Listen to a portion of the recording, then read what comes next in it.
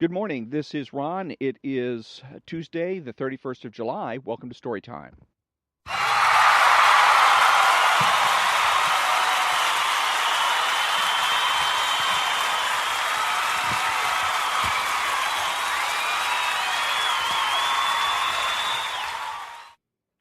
Thank you very much. This is Ron, your host, the only true conservative in the United States of America, because I'm the only person in the United States that makes the presumption for the status quo.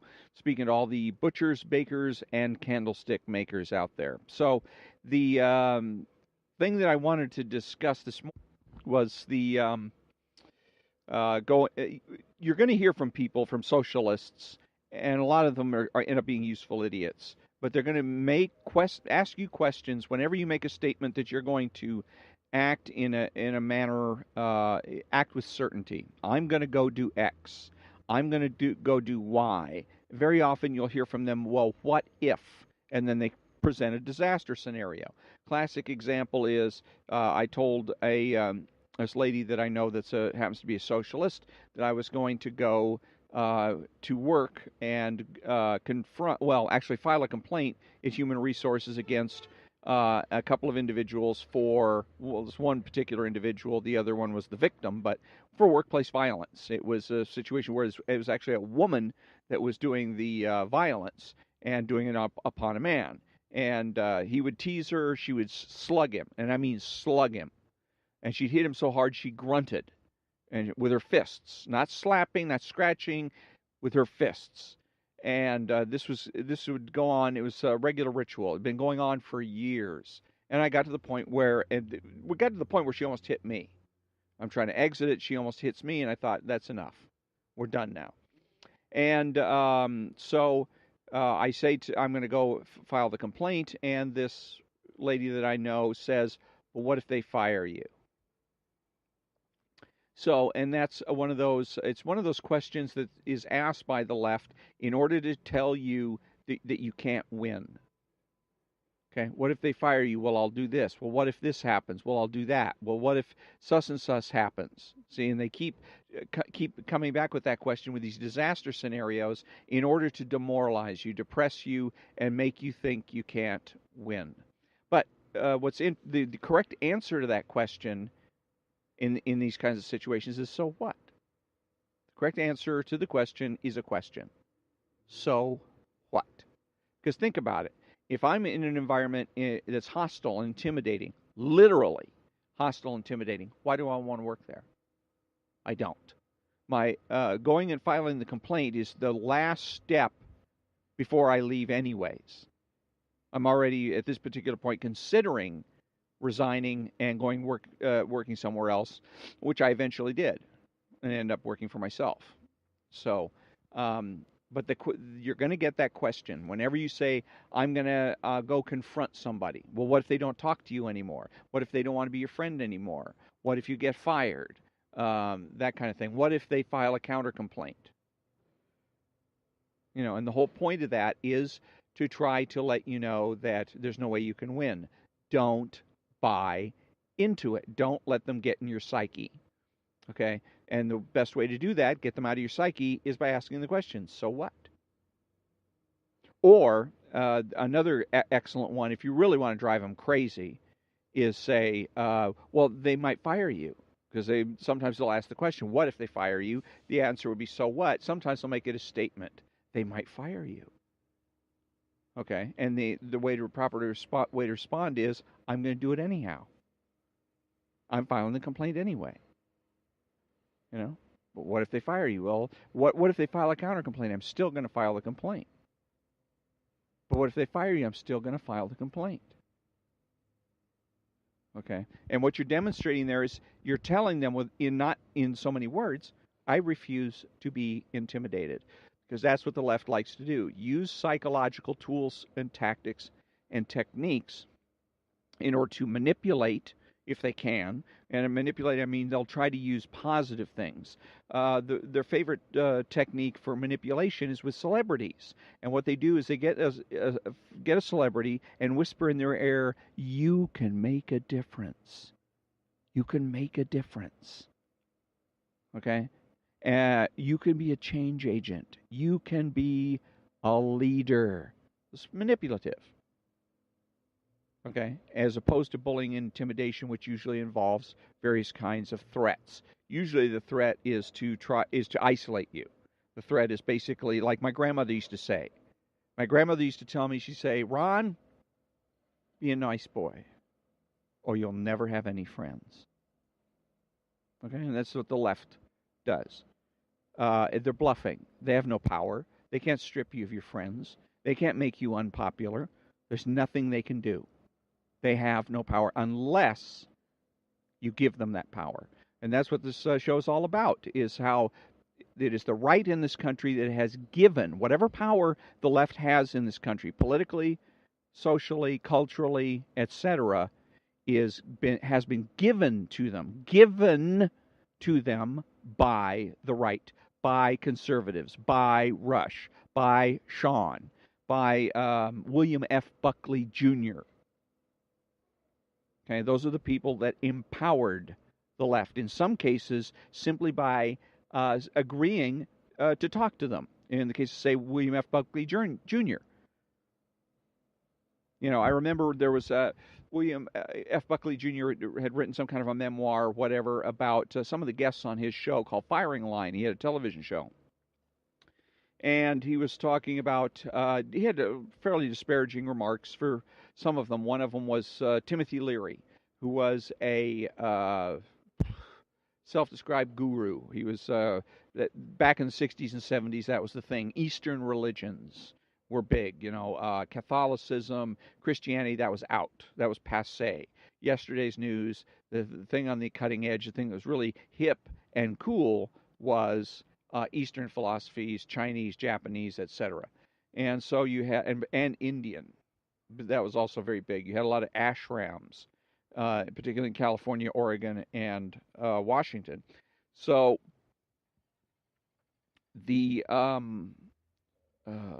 because of so anyways, you had all these ashrams, and you had this Timothy Leary was one of these gurus. He studied all this Eastern philosophy stuff, and so he would talk about enlightening people, and so anyways, he kind of made the circuit. He would go around from TV show to TV show, getting interviewed like he was some kind of a subject matter expert. Well, it was William F. Buckley Jr. that described him as a fraud. He was sort of not a benevolent, but we'll call it benevolent fraud, because he would show up in a three-piece suit for the interview. Then he would go into, I guess they have some kind of a locker room or something there at the studios, and he would change into his ashram clothes. He would change into his robes for the TV, and then come out and do his interview in his ashram robes, his Hindu robes, or whatever Eastern philosophy that he happened to be promoting at that time. And then, of course, when it's over, then he goes back and changes back into his three-piece suit and goes about his business. But the thing of it is that the joke's on Buckley, because if you know the guy's a fraud, why are you putting him on TV in the first place? I mean, you see this guy show up in a three-piece suit, and you say, wait a minute, I thought you were Mr. Ashram. I thought you were Mr. Peace and love and Eastern philosophies and things of that nature. Why are you wearing a business suit? Why are you acting like a capitalist? Why, you would think that he would say, hey, you're a fraud. You're not getting on my show. F off. Right? And yet he didn't. He put him on anyhow. And then after the fact, then says, oh, well, guess what? Timothy Leary was, a bit of a con artist. I don't think he actually used the words con artist. And it's like, well, too late now. You've already given the guy a lot of power. You put him on TV, and by doing so, even though his show was confrontational, it was polemics. He was engaging in debates and discussions with people from various walks of life and political persuasions and whatnot. Even so, by putting somebody like Timothy Leary on your show, you're giving him instant credibility. You're elevating this guy. William F. Buckley was, if not one of the most intelligent people, he certainly had the largest vocabulary of anybody, the largest English vocabulary of anybody in the world. And so You elevate this guy by putting him on the show. Anybody that you're putting on the show or you're suggesting is worthy of sitting across from you and having a debate or discussion with you. That they are somewhere, somehow, your intellectual, moral equal. Okay, you're elevating him. So if you think this guy's a fraud, don't put him on the air. But this is typical of what the right does. Rush Limbaugh will put lefties at the head of the line. He brags about it on his radio show. Oh, we take the lefties and we make sure they go to the head of the line in terms of being guests. The or people that are calling in, callers, and we find the lefties and we put them at the head of the line. Why? What is it you think you have to prove? You don't have anything to prove, and that's again. What conservatives always have to remember. Conservatives have nothing to prove because conservatives make the presumption for the status quo. Okay? It is the left that must prove because it is the left that makes the presumption for change. So the left has always got the burden of proof. So, anyways, when I come back, a little clip from Rush Limbaugh where he gets it right, but not quite for the right reason.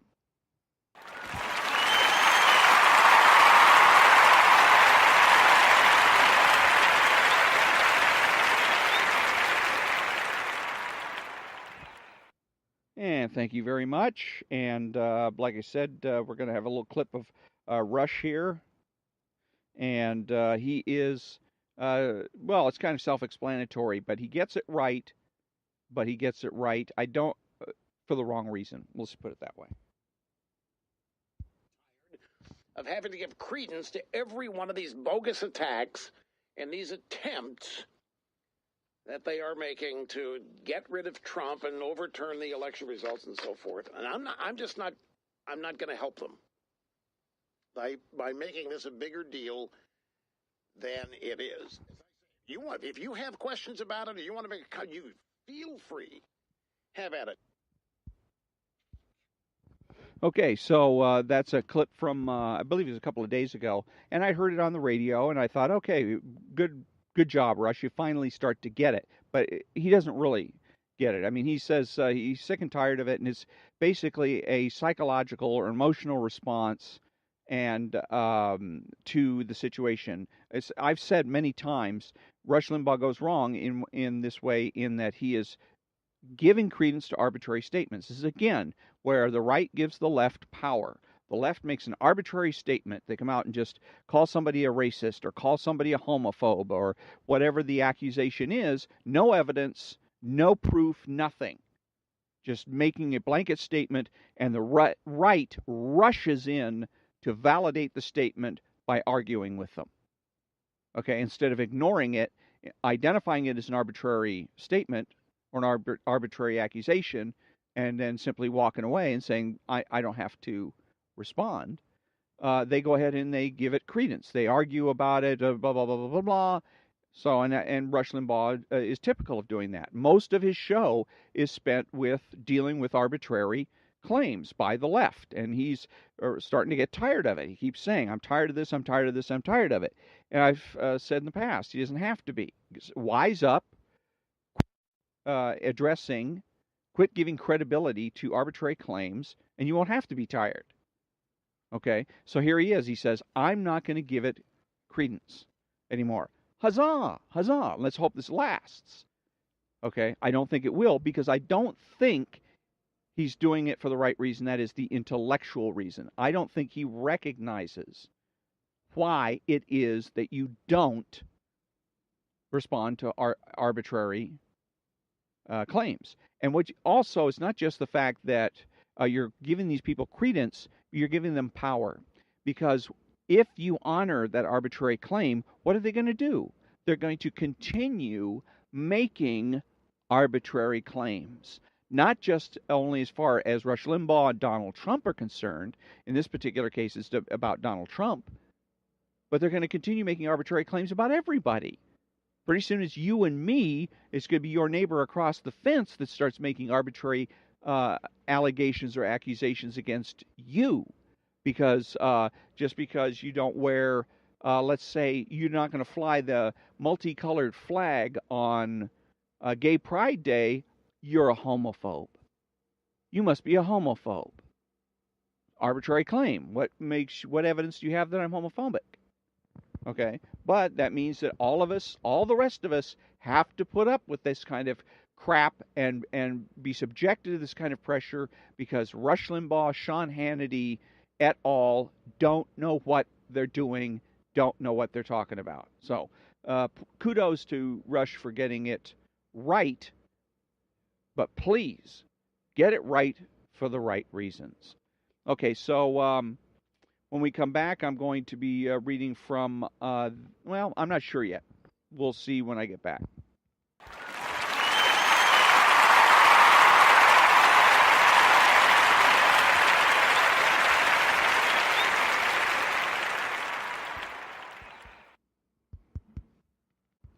And again, I think I'm going to go ahead and reread. I read this last week. It was a Ayn Rand's response or her statements about arbitrary claims and why you don't respond to them. In a sense, therefore, the arbitrary is even worse than the false. The false, at least, has a relation, albeit a negative one, to reality. It has reached the field of human cognition, although it represents an error. But in that sense, it is closer to reality than the brazenly arbitrary. So, again, another good reason to skip it, to ignore arbitrary statements. It is not your responsibility to refute someone's arbitrary assertion, to try to find or imagine arguments that will show that his assertion is false. It is a fundamental error on your part even to try to do this. The rational procedure in regard to an arbitrary assertion is to dismiss it out of hand, merely identifying it as arbitrary and as such inadmissible and undiscussable. There is no escape from the law of identity, neither in the universe with which one deals, nor in the working of his own consciousness. And if he is to acquire knowledge of the first, he must discover the proper method of using the second. There is no room for the arbitrary in any activity of man, least of all in his method of cognition. And just as he has learned to be guided by objective criteria in making his physical tools, so he must be guided by objective criteria in forming his tools of cognition, his concepts. So, again, nobody can say it better than Ayn Rand. Not always. Sometimes Ayn Rand gets a little bit wordy, and she's a little bit awkward in the way she approaches things. So, in any case, when I come back, I think I'm going to go ahead and do a few jokes from the New York City cab drivers joke book.